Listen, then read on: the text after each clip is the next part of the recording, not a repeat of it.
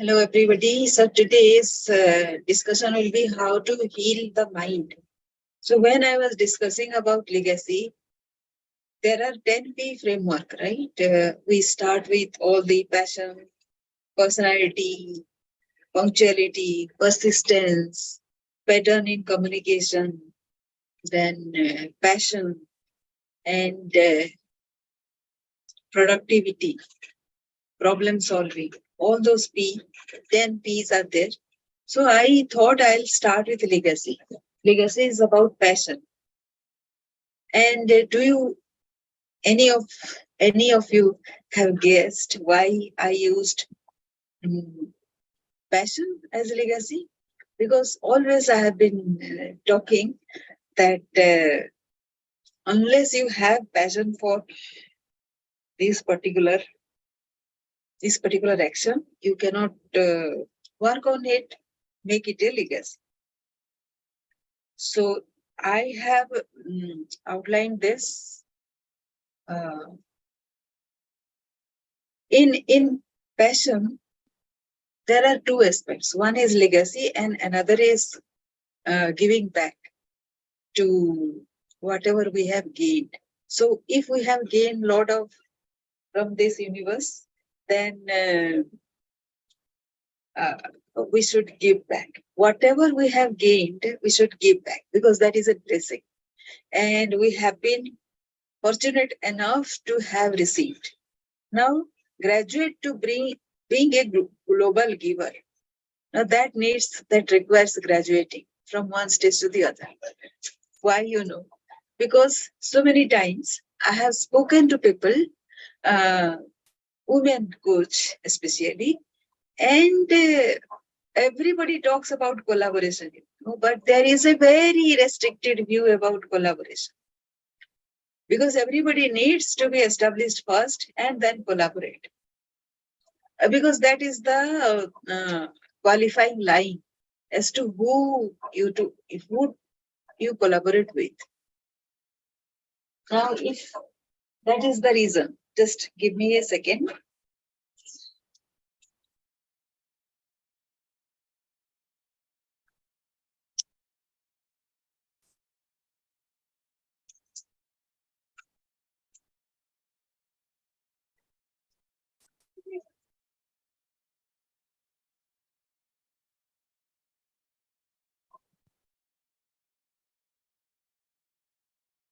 If that is the reason why you collaborate, then there are I have something to add here. First is the survival stage, then you stabilize, then you scale up, right?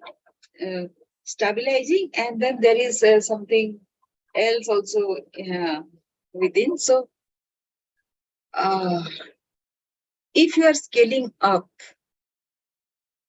if you are doing collaboration, then what happens to the survival stage?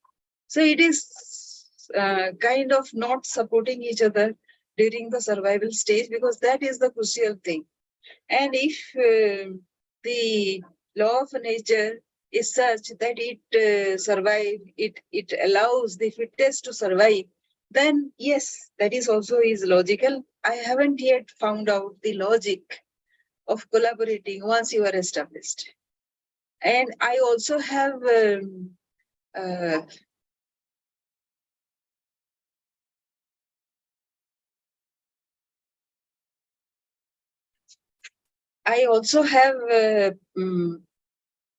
wondered whether people have collaborated after they are successful. That is easier, of course. But I have my questions, and also you might be also having.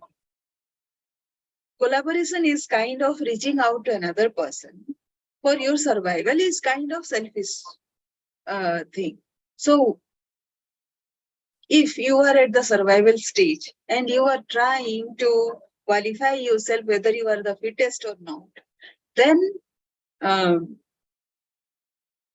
there are few things we need to keep in mind. The first is before we become dependent on somebody else for our scaling up, we should also prove to them that we are capable of surviving on our own. Don't you think that is the main reason we should be doing? Just give me a moment.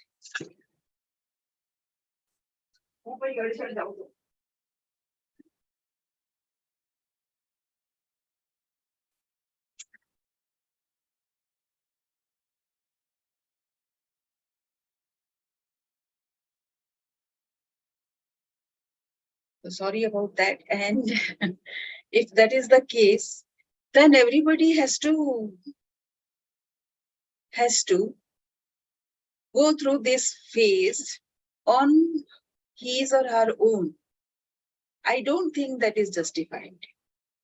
Because but can you blame anybody? Can you blame anybody? No, you cannot. Once you are done with that stage, everybody will come to you, of course. I personally, I don't know.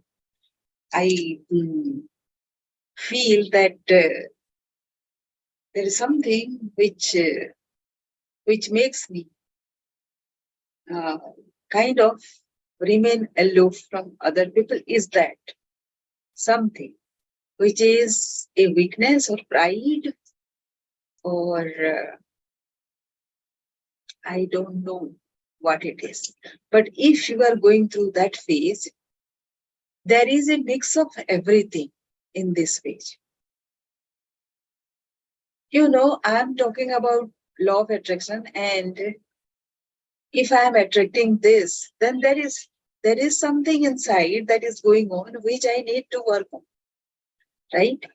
So let us start with some reading, and then we will, let me share the screen and show you what I have in mind so that you know what is there. Where it is. Yeah.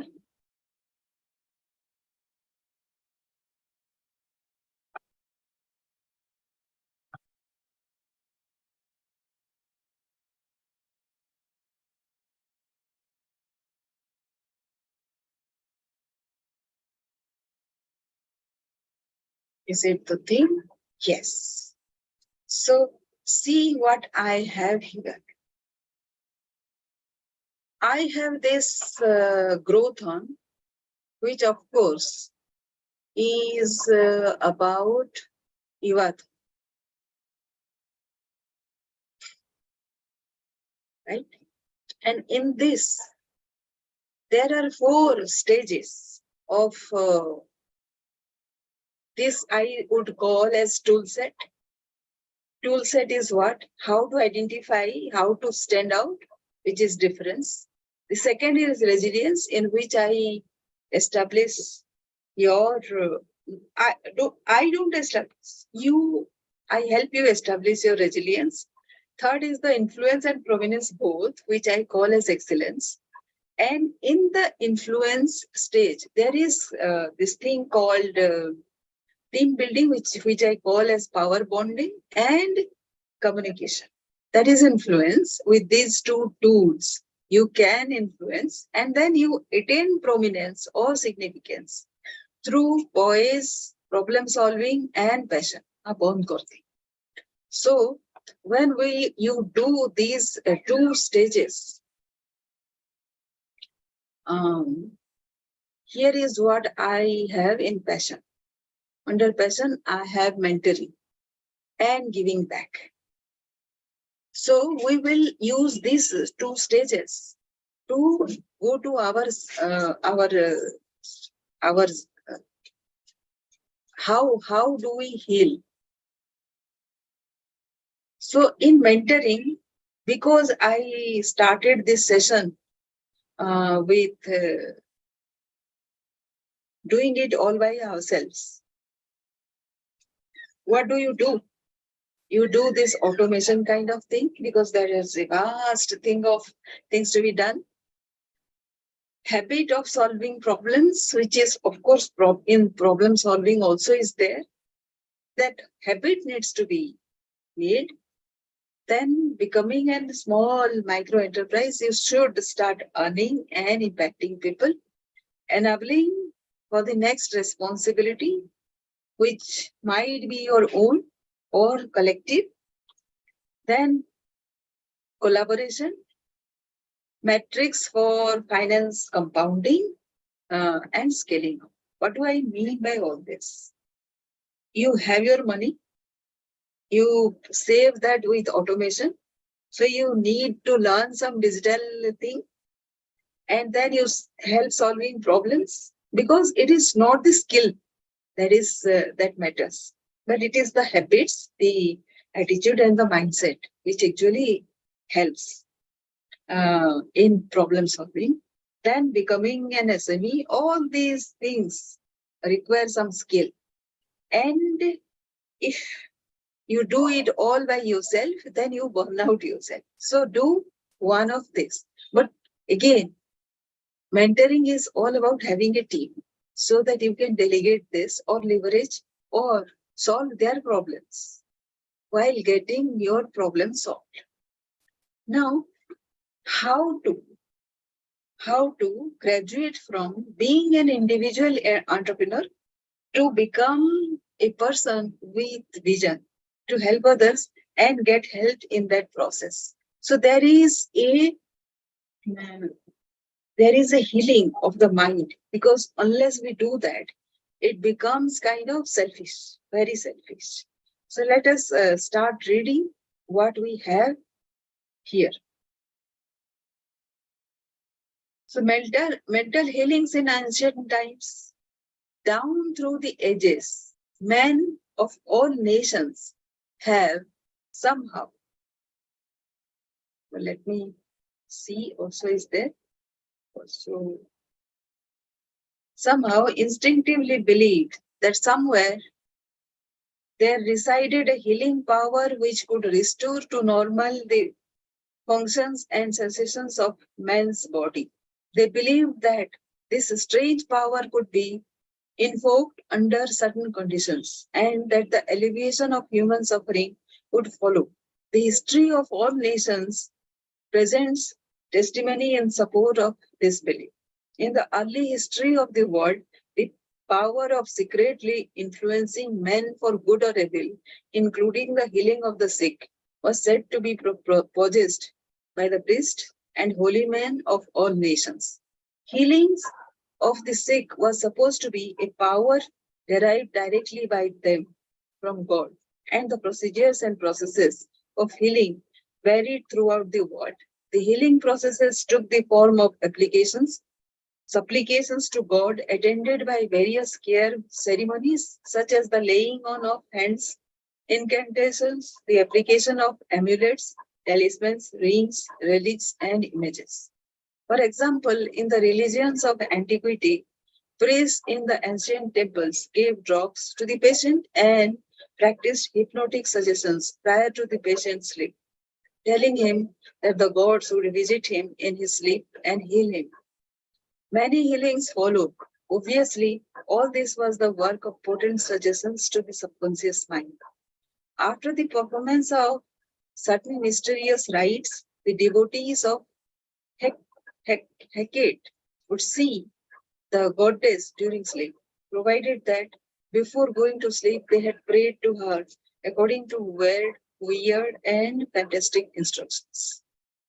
They were told to mix lizards with resin, frankincense, and myrrh, and pound all this together in the open air under the crescent moon. Healings were reported in many cases following this grotesque procedure. It is obvious that these strange procedures, as mentioned in the illustrations given, favored suggestion and acceptance by the subconscious mind of these people by making a powerful appeal to their imagination. Actually, in all these healings, the subconscious mind of the subject was the healer. In all ages, unofficial healers have obtained remarkable results in cases where authorized medical skill has failed. This gives pause for thought.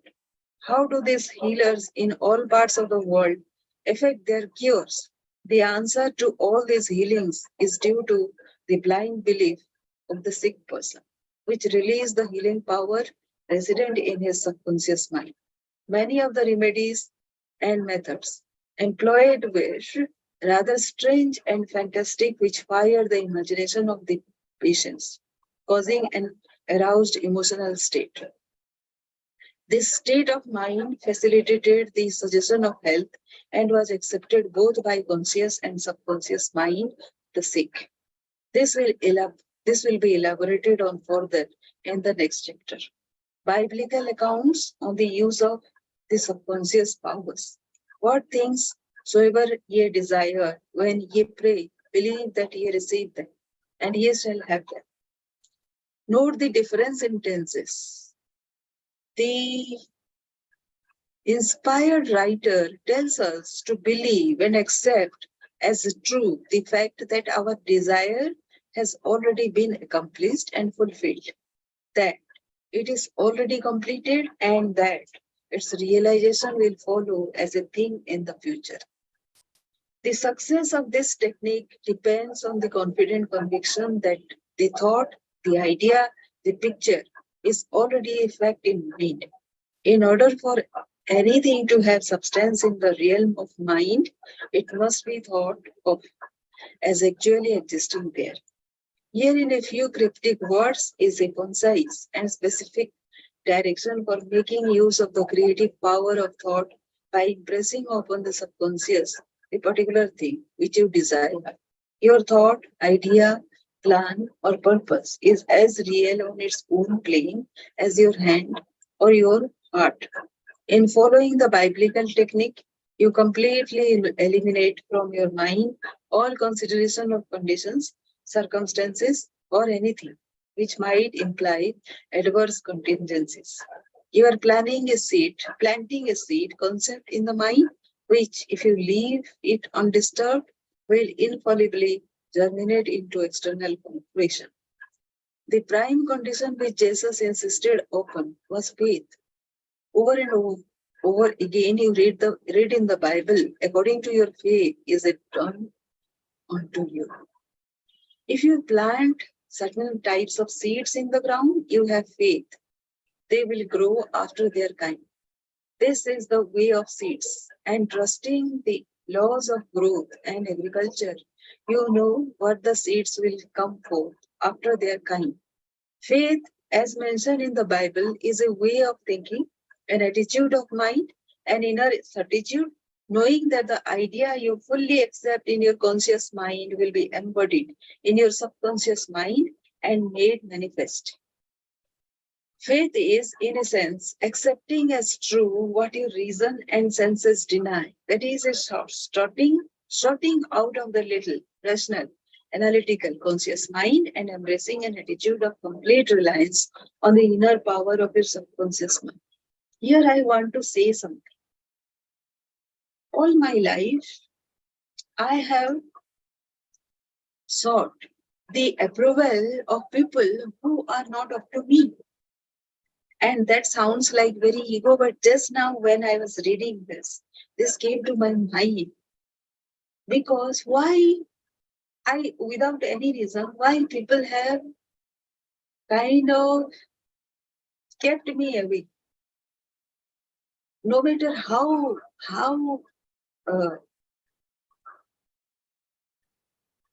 much I tried. So that reason is I did not belong to them. Even if they would have accepted me, that might have made them uncomfortable dealing with me also, because I was not them. I was brought into this environment of them being aloof, even now, aloof from everybody, means that I don't belong here. So why to try and waste energy into being part of them? It is right away to get away from everybody's approval and company and get out of here.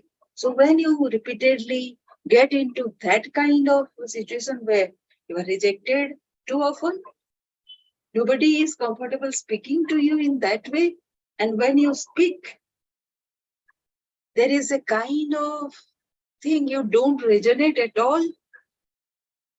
And they are shrinking your capability into a small area. You are not comfortable, right? Are you comfortable getting into that small space? If not, no worries. Get out of here. And the audience that I'm speaking to,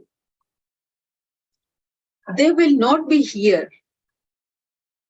They will not be attentive if they are not resonating. So maybe it takes time to resonate with people who are at par with what I'm trying to say. It doesn't mean that I am superior or something. I come from a separate dimension, which is not very usual. It is unusual, and it will take its time to bear fruit and to become logical. Not everybody is everyday thing, even though we read so much. Even though we read so much about all these things, this is not ordinary. A classical instance of Bible technique is recorded in Matthew 9:28 to 30. And when he was come into the house, the blind man came to him, and Jesus said unto them, believe ye that I am able to do this. So let us read in the words according to your faith, be it unto you. You can see that Jesus was actually appealing to the cooperation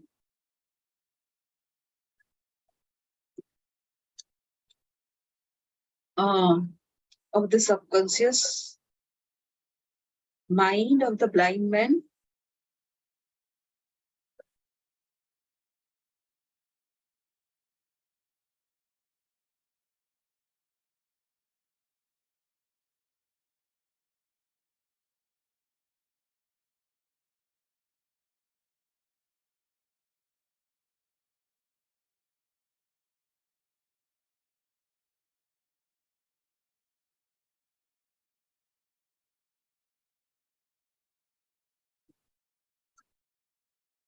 Their faith was their great expectancy, their inner feeling, their inner conviction that something miraculous would happen and that their prayer would be answered. And it was.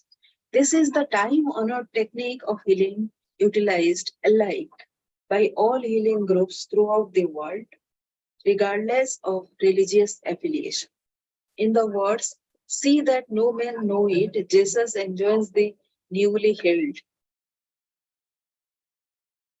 patients not to discuss their healing because they might be subjected to the skeptical and derogatory criticism of the unbelieving.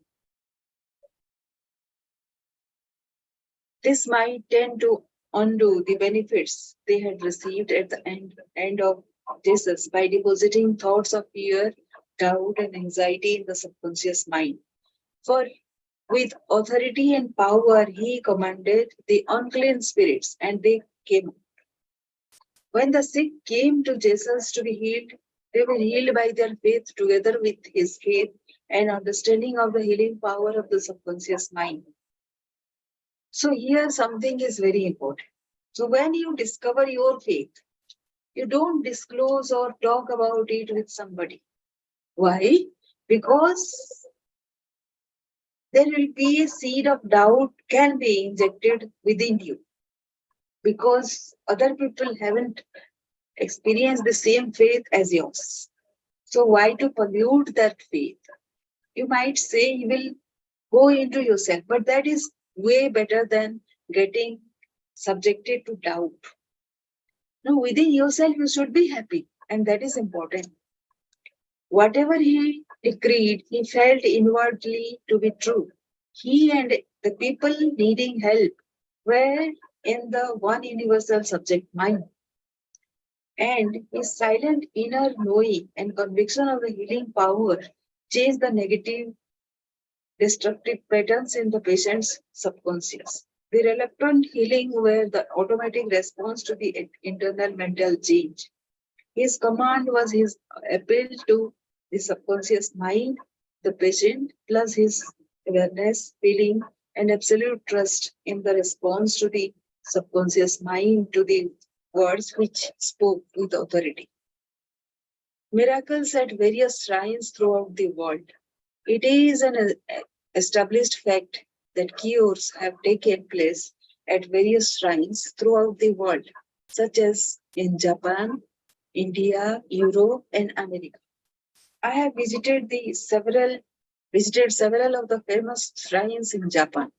At the world famous shrine called Daibutsu is a gigantic divinity of bronze where Buddha is seated with folded hands and the head is inclined in an attitude of profound contemplative ecstasy.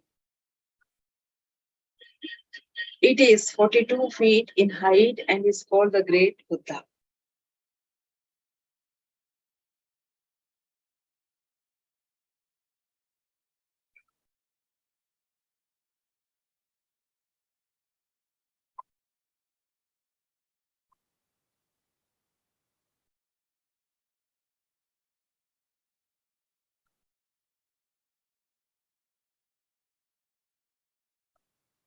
Here I saw young and old making offerings at its feet.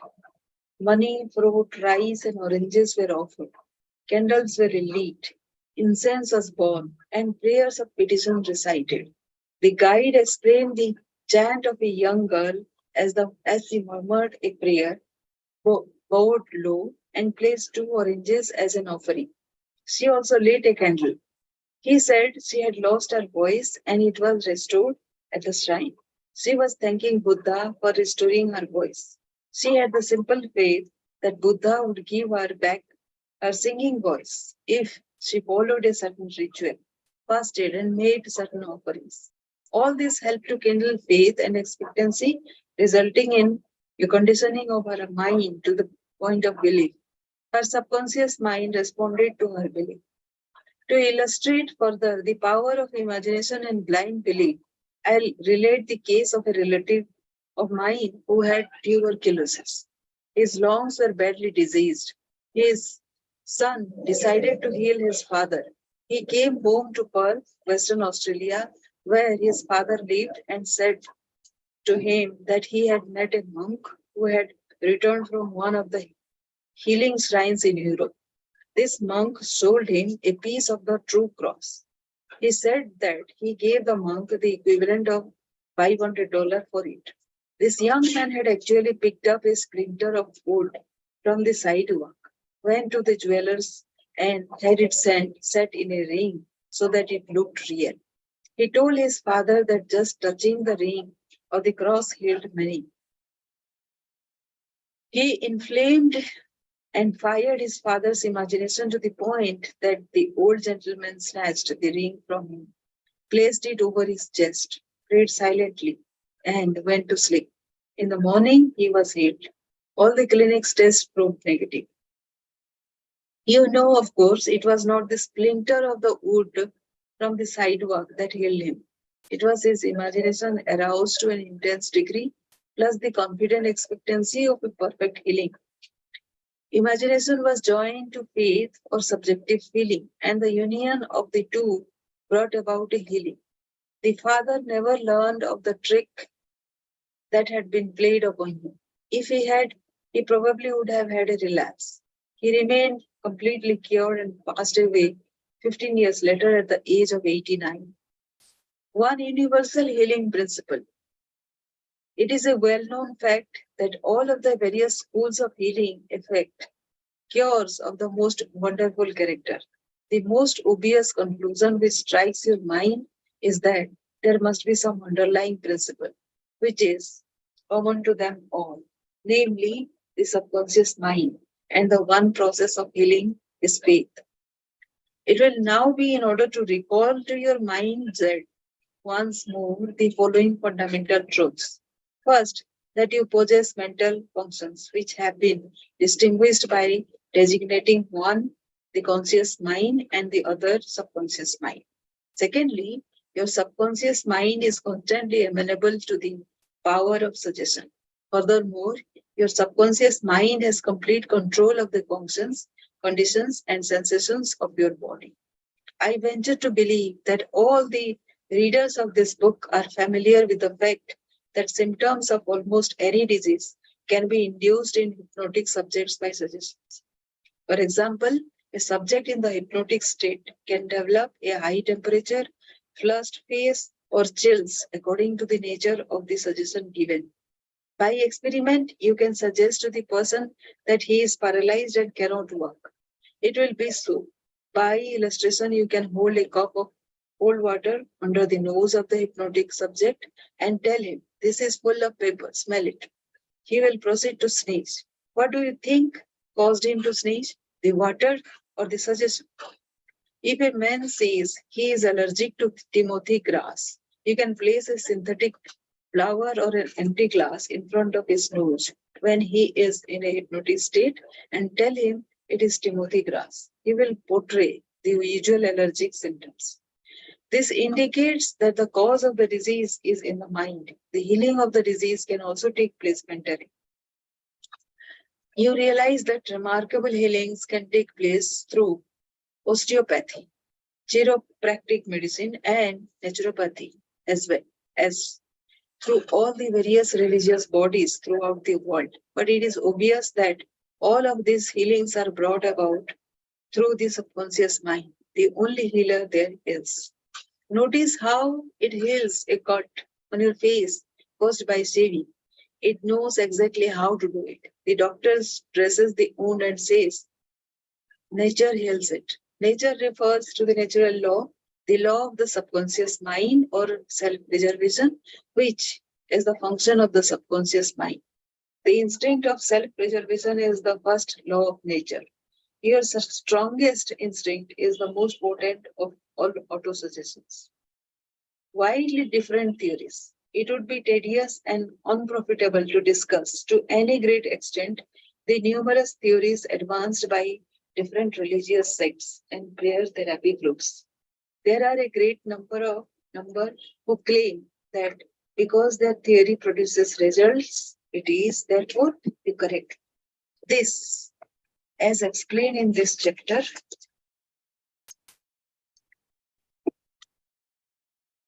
is true. You are aware that there are all types of healing. French Anton Mesmer, an Austrian physician, 1734 to 1815, who practiced in Paris, discovered that by applying magnets to the diseased body, he could cure that disease miraculously. He also performed cures with various other pieces of glass and metals. He discontinued this form of healing and claimed that his cures were due to animal magnetism, theorizing that this substance was projected from the healer to the patient. This method of treating disease from then on was by hypnotism, which was called mesmerism in his day. Other physicians said that all his healings were due to suggestion and nothing else. All of these groups, such as psychiatrists, psychologists, osteopaths, chiropractors, physicians, and all the churches are using the one universal power resident in the subconscious mind.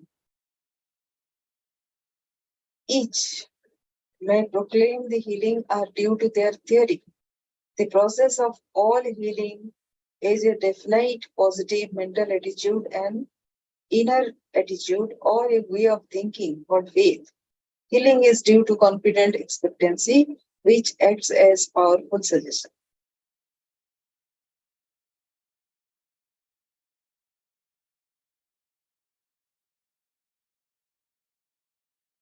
To the subconscious mind, releasing its healing potency. One man does not heal by a different power than another. It is true, he may have his own theory or method. There is only one process of healing, and that is faith. There is only one healing power, namely your subconscious mind.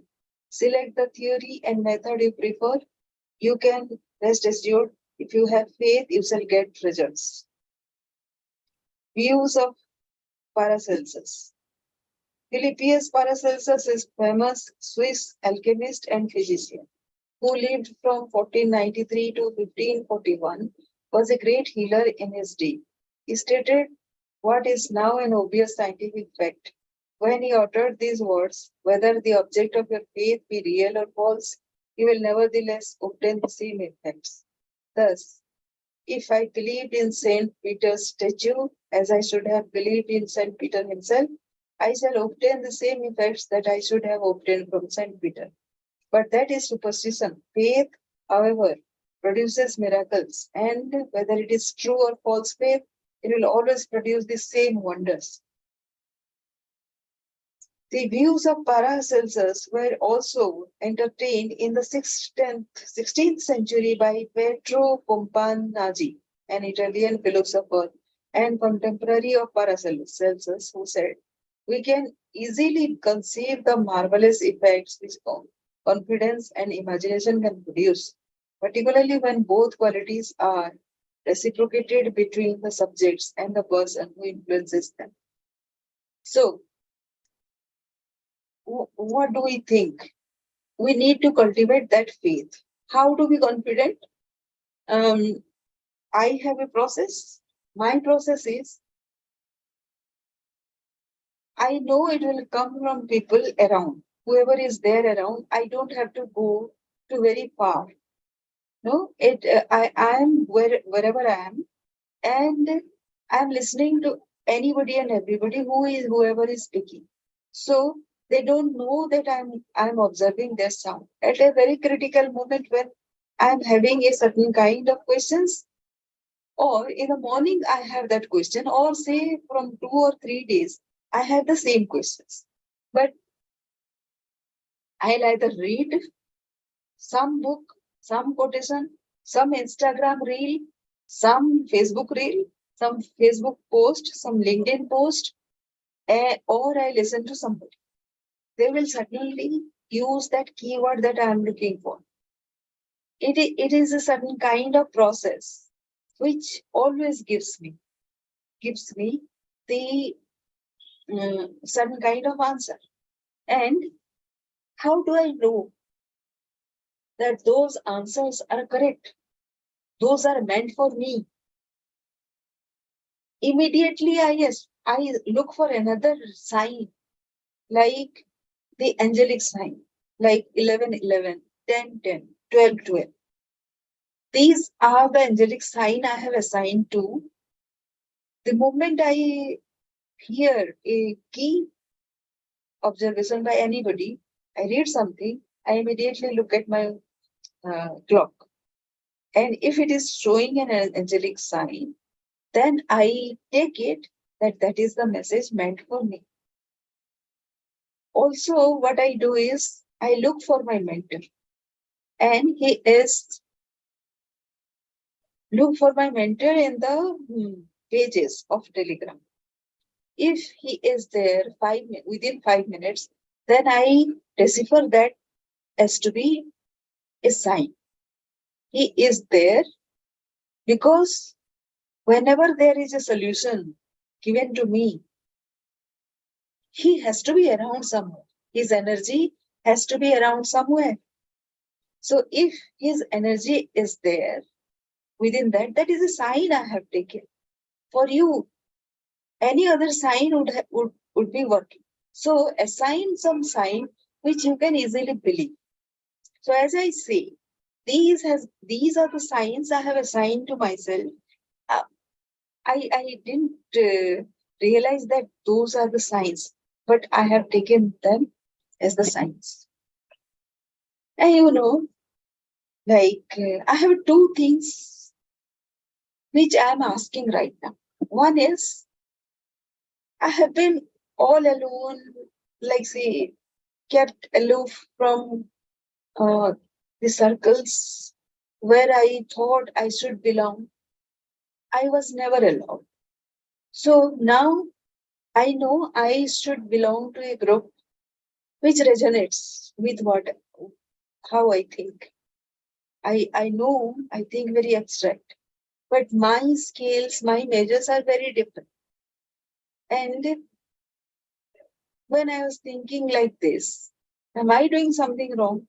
Of course, I am doing so many things wrong. Not everything I am doing is perfect. Somebody else who is a successful, who is known to be successful, is that person doing everything right? It is not so. But why he is successful and not I am? It is because of the crop that he has sown. He might have sown a short-term crop, might be, possibly. And he can sow that particular crop time and again. And what is my crop? My crop is a long-term crop. And it will come once in a season. But it is a rare variety that I am producing. So as I am saying this is given to me. I don't say it all by myself. This is not from the logic. So it shows that it is a rare variety of fruit that I am producing, and it will have its own cycle. It is rare because it comes rare. If it is mango, then it is a biannual fruit.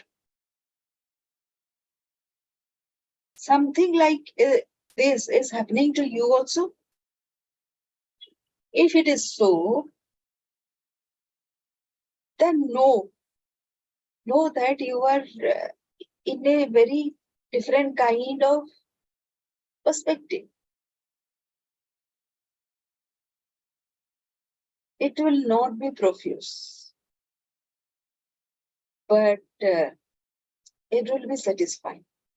Once you give that, you produce a kind of satisfaction, kind of empowerment, which goes beyond satisfaction. And this is a thought given to me just right now. How do I know this to be correct? Because it has not come from my logic.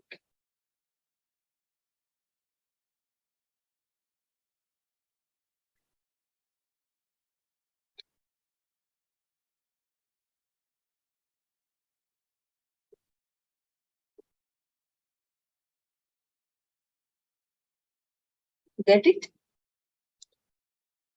Okay. So these are the various experiments of people who are being healed mentally, emotionally, and sentimentally in the world itself.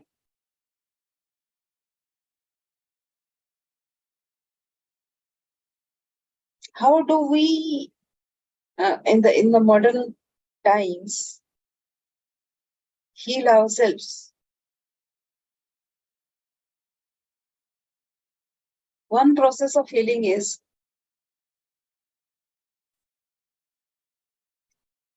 there is only one universal healing principle operating through everything. The cat, the dog, the tree, the grass, the wind, the earth, for everything is alive. This life principle operates through the animal, vegetable, and mineral kingdoms as instinct and the law of growth. Man is consciously aware of this life principle, and he can consciously direct it to bless himself in countless ways. There are many different approaches, techniques, and methods in using the universal power, but there is only one process of healing, which is faith. For according to your faith, is it done unto you. The law of belief. All religions of the world represent forms of belief, and these beliefs are explained in many ways. The law of life is belief. What do you believe about yourself, life, and the universe? It is done unto you as you believe. So, therapy is one. It is a combined function of the conscious and subconscious mind, scientifically directed. So, what works for you and me? How can we have this faith, the prayer, and the expectancy consistently working for us? Is there a way?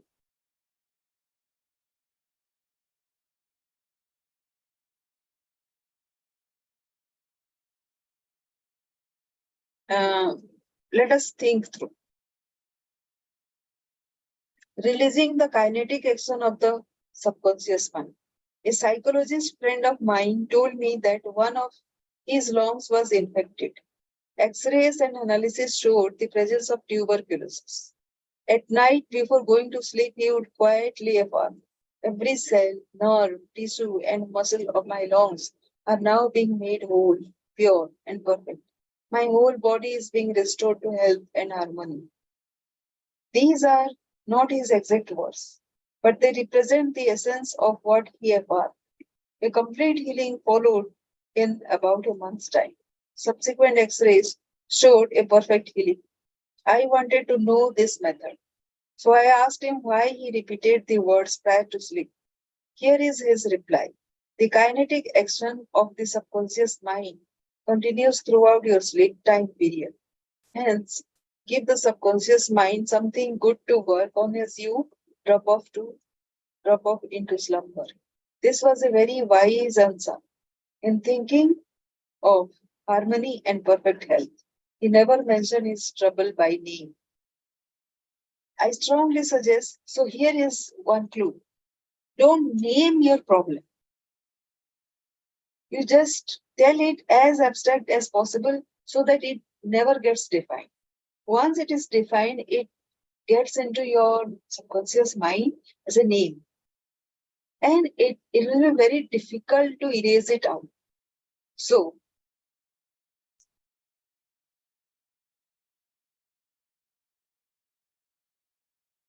don't give your ailments a name or your depression a name. Don't talk about it because the moment you repeat it, that becomes a fact. So, practical techniques in mental healings. An engineer has a technique and a process for building a bridge or an engine. Like the engineer, your mind also has a technique for governing, controlling, and directing your life. You must realize that methods and techniques are primary. In building the Golden Gate Bridge, the chief engineer understood mathematical principles, stresses, and strains. Secondly, he had a picture of the ideal bridge across the peak. The third step was his application of tried and proven methods by which the principles were implemented until the bridge took form and we drive on it. There also are techniques and methods by which your prayers are answered. If your prayer is answered, there is a way in which it is answered. And this is a scientific way.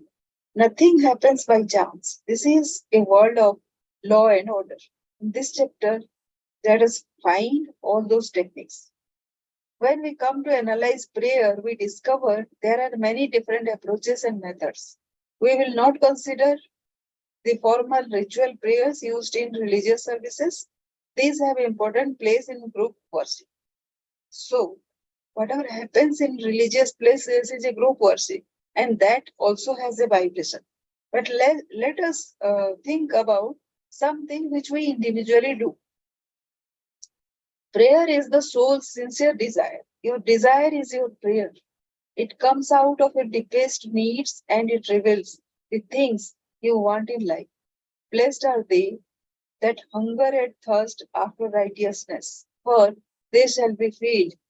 That is really prayer. Life's hunger and thirst for peace, harmony, and health, joy, and all the other blessings in life.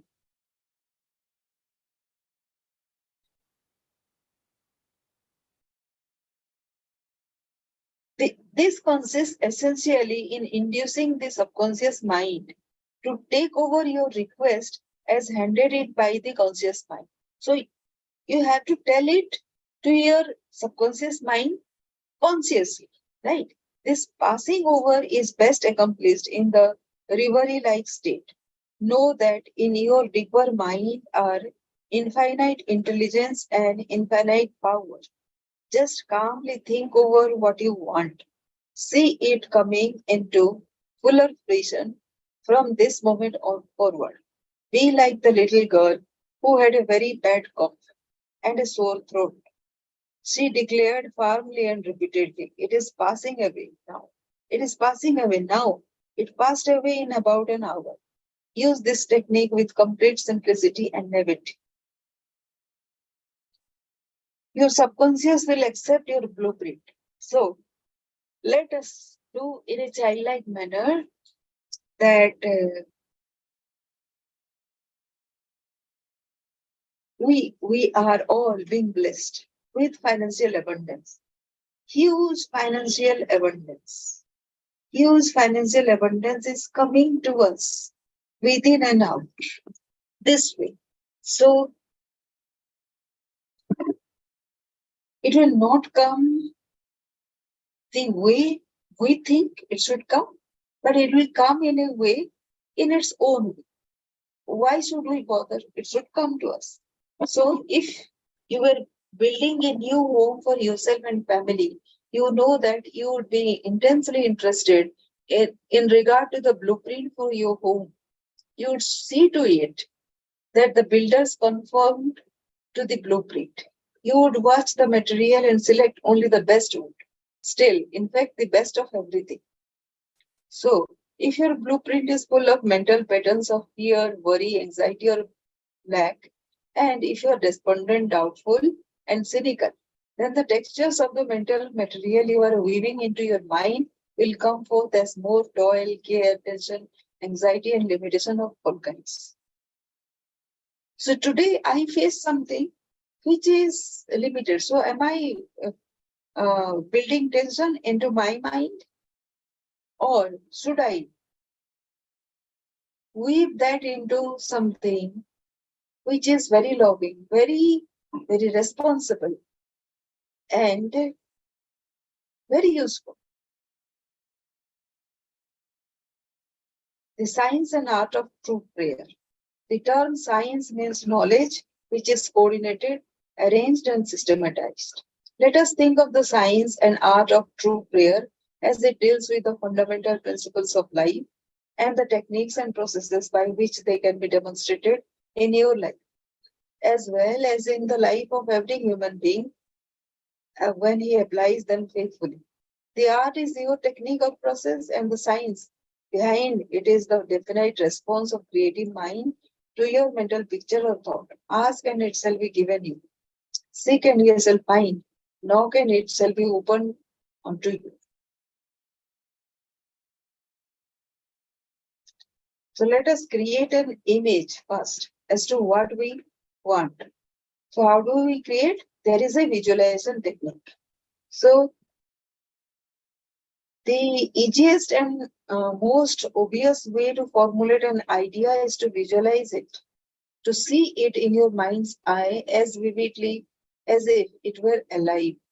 You can see with the naked eye only what already exists in the external world. In a similar way, that which you can visualize in your mind's eye already exists in the invisible realms of your mind. Any picture which you have in your mind is the substance of things hoped for and evidence of things not seen. What you form in your imagination is as real as any part of your body. The idea and the thought are real and will one day appear in your objective world if you are faithful to your mental image. That's something which we have imagined, right? It is in the imaginary world. It is given but exists in that plane. Someday it will become reality for us. So, in the meantime, we have to keep looking at things which are which we already have imagined.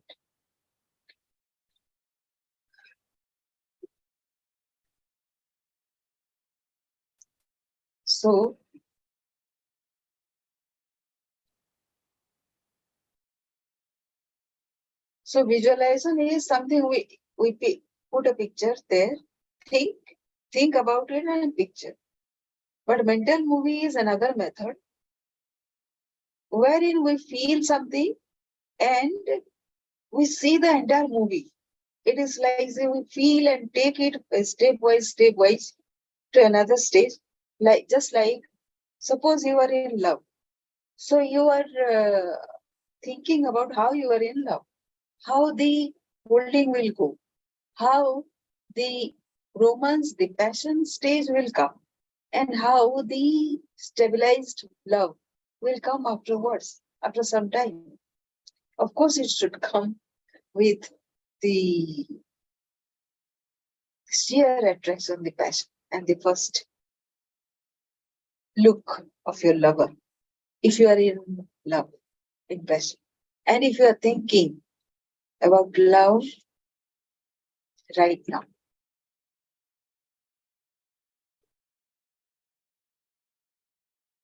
But what is the long term when you are not in passion? Don't you think that you are respected, you are cared for? So that is part of the mental movie as well. So that movie we need to play. There is another technique called Baudouin technique. Charles Baudouin was a professor at the Rothschild Institute in France. He was a brilliant psychotherapist and a research director of the New Nancy School of Healing, who in 1910 taught that the best way to impress the subconscious mind was to enter into a drowsy, sleepy state or a state akin to sleep in which all effort was reduced to a minimum.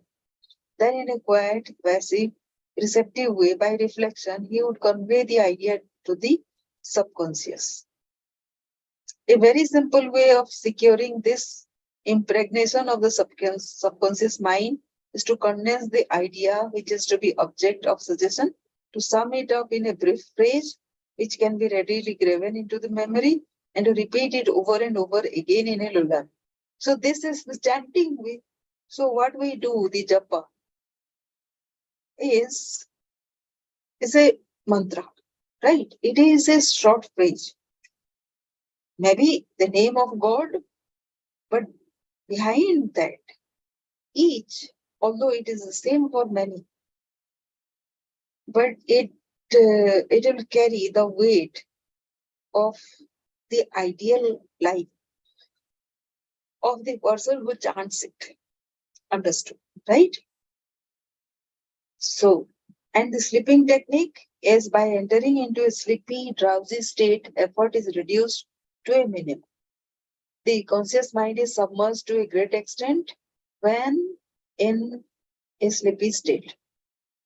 So the conscious mind has to be quieted so that the subconscious mind can take the whatever has been suggested to the conscious mind before going to sleep and reducing its activity needs to have this one kind of one direction which needs to be given to the subconscious mind. When it is giving this direction to the subconscious mind, it needs to have that depth, only that. So right now, if I'm thinking of giving the subconscious mind a direction, I should think of only those two things. So right now, I'm announcing that I am with my soulmate in that crimson mansion. The mansion means the abundance thing, wherein we are planning regularly about a future abundance, spiritual abundance thing, a spiritual kingdom. And we only work physically for 4 hours, but we, by being together,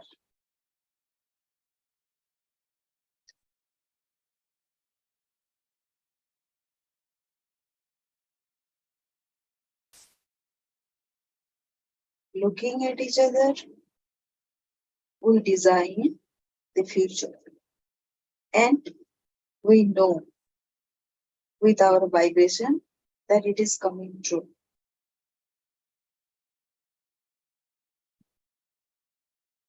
Thank you technique is Ho'oponopono, another technique wherein you say thank you to the world, to the universe for everything that you have or we enjoy.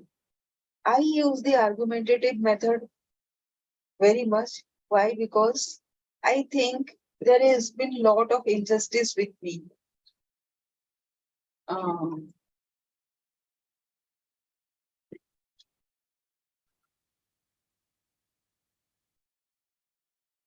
wherein we, with logic, we uh, convince something.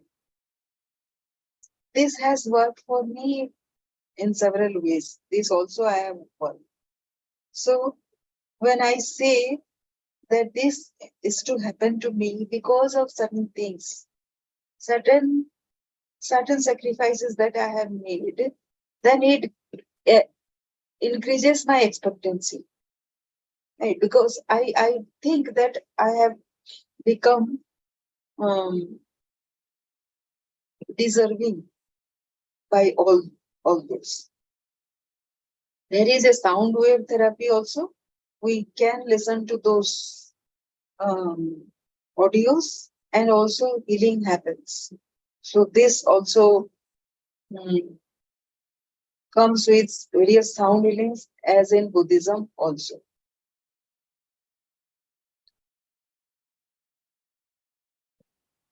There is triple works.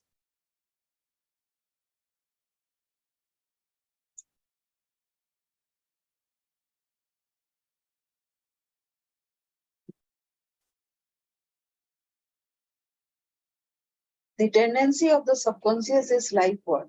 Over 90% of your mental life is subconscious. So, men and women who fail to make use of this marvelous power live within very narrow limits. Your subconscious processes are always life work and constructive. Your subconscious is the builder of your body and maintains all its vital functions. It is on the job 24 hours a day and never sleeps. It is always trying to help and preserve you from harm. Your subconscious mind is in touch with infinite life and boundless wisdom, and its impulses and ideas are always life work. The great aspirations, inspirations, and visions for a grander and nobler life spring from the subconscious. Your profoundest convictions are those you cannot argue about rationally because they do not come from your conscious mind. They come from your subconscious mind. Your subconscious speaks to you in intuitions, impulses, hunches, intimations, urges, and ideas. And it is always telling you to rise, transcend, grow, advance, adventure, and move forward to greater heights. The urge to love, so to save the lives of others, come comes from the depths of your subconscious. For example, during the great San Francisco earthquake and fire of April 18, 1906, invalids, the cripples who had been confined to bed for long periods of time, rose up and performed some of the most amazing feats of bravery and endurance. The intense desire welled up within them to save others at all cost, and their subconscious responded accordingly. Great artists, musicians, poets, speakers, and writers tune in with their subconscious powers and become animated and inspired. For example, Robert Louis Stevenson, before he went to sleep, used to charge his subconscious with the task of evolving stories for him while he slept. He was accustomed to ask his subconscious to give him a good marketable thriller when his bank account was low. Stevenson said the intelligence of his deeper mind gave him story piece by piece, like a serial. This shows how your subconscious will speak lofty and wise, saying to you, which your conscious mind knows nothing about. Mark Twain confided to the world on many occasions that he never worked in his life. All his humor and all his great writings were due to the fact that he tapped the inexhaustible reservoir of his subconscious mind. How the body portrays the workings of the mind. The interaction of your subconscious and conscious mind requires a similar interaction between the corresponding system of nerves. The cerebrospinal system in the organ of the conscious mind, and the sympathetic system is the organ of subconscious mind. The cerebrospinal system is the channel through which you receive conscious perception by means of your five physical senses and exercise control over the movement of your body. This system has its nerves in the brain, and it is the channel of your volitional and conscious mental action. The sympathetic system, sometimes referred to as the involuntary nervous system, has its center in a ganglionic mass at the back of the stomach known as the solar plexus, and in sometimes spoken of as the abdominal brain. It is the channel of what mental action that mental action which consciously supports the vital functions of the body. The two systems may work separately or synchronously. Judge Thomas Troward says. The vagus nerve passes out of the cerebral region as a portion of the voluntary system, and through it we control the vocal organs. Then it passes onward to the thorax, sending out branches to the heart and lungs. Finally, passing through the diaphragm, it loses the outer coating which distinguishes the nerves of the voluntary system and becomes identified with those of the sympathetic system. So, forming a connecting link between the two and making the man physically a single entity. Similarly, different areas of the brain indicates their connection with the objective and subjective activities of the mind respectively. And speaking in a general way, we may assign the frontal portion of the brain to the former and the posterior portion to the latter when the intermediate portion partakes of the character of both. A rather simple way of looking at the mental and physical interaction is to realize that your conscious mind grasps an idea which induces a corresponding vibration in your voluntary system of nerves. This, in turn, causes a similar current to be generated in your involuntary system of nerves, thus handling the idea over to your subconscious mind, which is the creative medium. This is how your thoughts become things.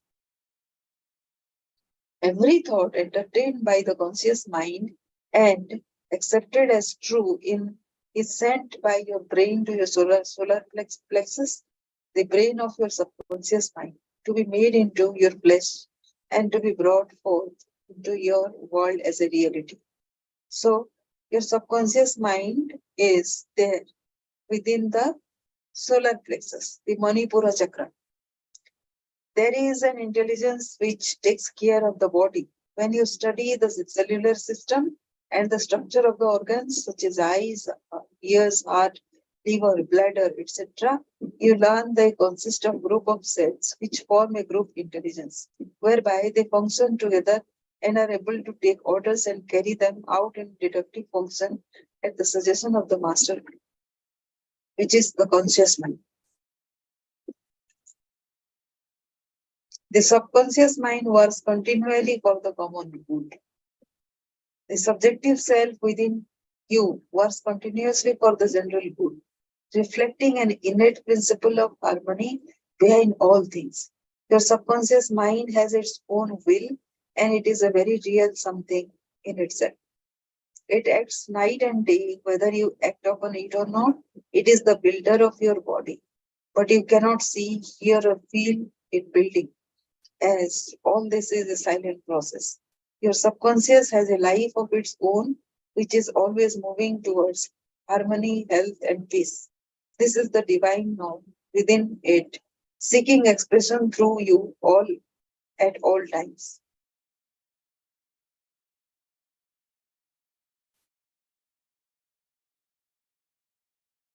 To think correctly, scientifically, we must know this truth. To know the truth is to be in harmony with the infinite intelligence and power of subconscious mind, which is always moving like every thought or action which is not harmonious, whether through ignorance of design, will result in discord and limitation of all kinds.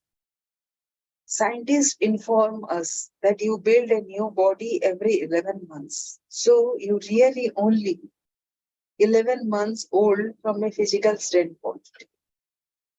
If you build defects back into your body by thoughts of fear, anger, jealousy, and ill will, you have no one to blame but yourself. So it takes 11 months for entire body to renew. So in the renewed body, we should have things of expectancy and faith. And to be healthy and abundant is normal. What's disease cure? So it is focused on the disease side, but what we can do is we can have a mind which can be cured from the expectations. So this is what we should be concluding with today. And tomorrow we'll continue how to get results of the conscious subconscious mind. So thank you for watching, and tomorrow we'll be discussing about something very vital, if at all